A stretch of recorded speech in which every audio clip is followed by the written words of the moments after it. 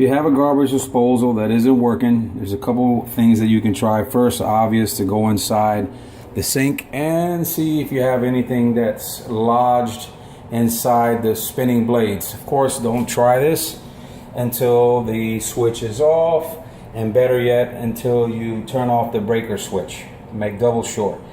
If you can't find out why it's not lodged, you could try the reset button, which is on the bottom.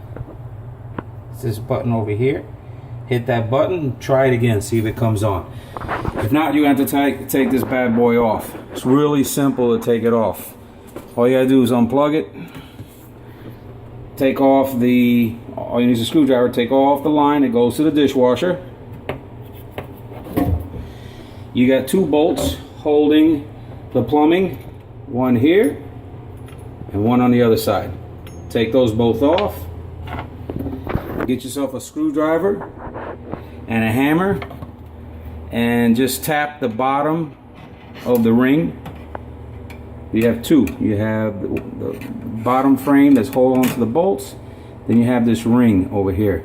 So we're just gonna just hit it, and look, came right out. So there you have it.